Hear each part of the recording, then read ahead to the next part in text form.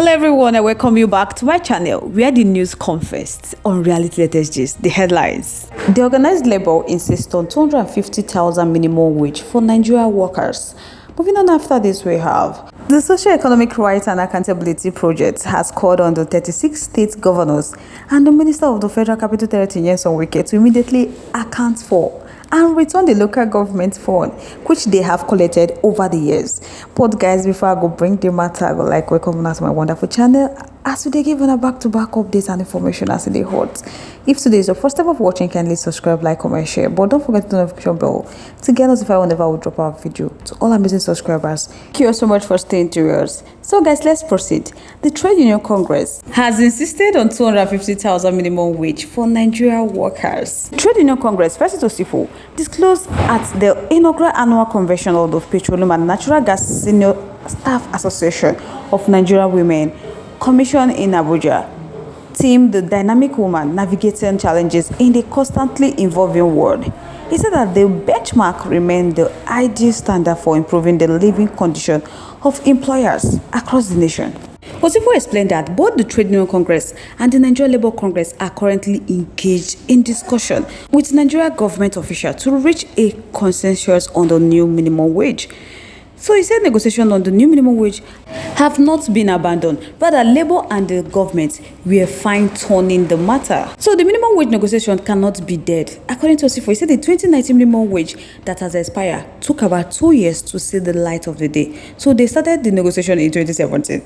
And now, he promised them that when they start in January this year, that they will ensure this one is fast. But since they start this one, it turned out to be another thing. He stated that the minimum wage issue was being addressed and mentioned that President Bola would desire for that consultation before presenting it to the National Assembly. So where they are today, they submitted the divergent position in June.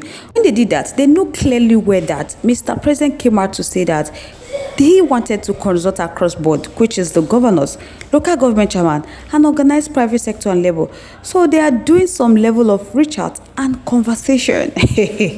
So after they don't do their conversation, they would then submit it to the National Assembly, which will actually be the minimum wage that will cater for the poorest of the poor.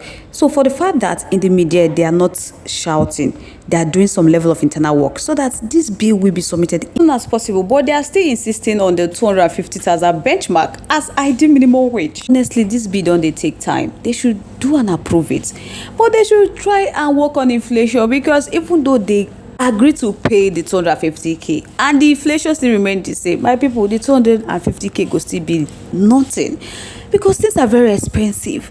They should work on inflation as well, not only the 250k minimum wage. So Labour Congress to put their heads together and also fight for the high cost of living in this Nigeria. But the question I want to ask be, say, a nation that doesn't pay 30k regularly would pay 250k? My people, may just look at the matter one to play. But at this point, I would like to know what you think about this matter in the comment section. I would like to hear from you. Again, thank you so much for staying to us. Moving on to the next one. The Socio-Economic Rights and Accountability Project called on the 36 state governors and the Minister of Federal Capital Territory Wike to immediately account for and return the local government fund with immediate effect.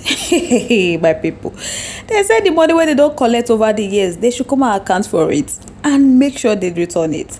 The Socio-Economic Rights and Accountability Appeal came in a wake of the Supreme Court ruling on Thursday that declared the practice of state governors and the Federal Capital Territory Minister withholding and utilizing funds intended for local government unconstitutional. So in their statement that was signed by their Deputy Director, Kolawole, on Thursday, the organization said that they applaud the Supreme Court for this groundbreaking decision, which we end the persistent alleged misappropriation by several of trillions of federal allocation or public fund meant for local government. So following Supreme Court judgment, they said it is now clear that legal precedent to hold governors and federal capital territory to account for the money they have taken for years. They will tell the people how they have spent the local government fund they collected. Oluwadere added that implicit in the Supreme Court judgment is the requirement for the governors and Federal Capital Territory Minister to immediately account for and return the fund meant for local government.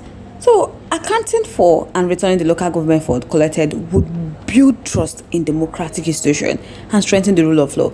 They said if the governors and the Federal Capital Territory fail to account for and return the fund meant for the local government in their states within 7 days, the Social Economic Rights and Accountability said that they will consider appropriate legal action to compel the governors and Federal Capital Territory minister to comply with their request in the public interest. The organization noted that it is in the public interest for the governors and Federal Capital Territory minister to account for that money. Because that money where they collect would elevate poverty. It's going to improve access of Nigeria to basic public goods and enhance the ability of the local government to effectively and efficiently discharge their constitutional and statutory responsibilities.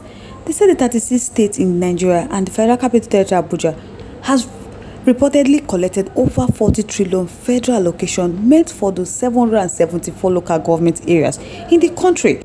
Because in November 2023, the federal account allocation disbursed to states 225,000.21 billion federal allocation meant for local government alone.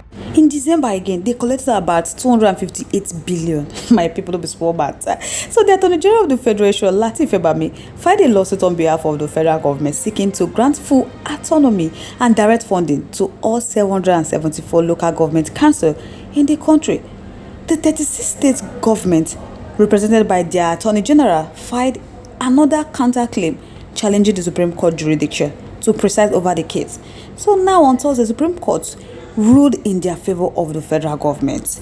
Now, I make they call them say may they return the money, because if they don't return the money, they are just giving them 7 days to comply. If not, they are going to use an illegal action on them. My people no be small matter. They give them money, they go return the money, they use them for their private need. My people never see where they happen before, and the masses are suffering. And they say this country go better. Hey, my people, I would like know what I think about this matter in the comment section. I would like hear from you. Now, once again, thank you so much for staying to us. We do appreciate. But if you haven't subscribed to our YouTube page yet, please do us a favor to like and subscribe and also share. Don't forget to turn the notification bell to get notified whenever we drop our video, because I'm sure you don't want to miss out the latest news happening on social media. To all our amazing subscribers, thank you so much for staying to us. To all our viewers out there, thank you so much for staying to us. On this note, we have come to the end of today's segment. Like, come here next. Stay safe, guys. Bye.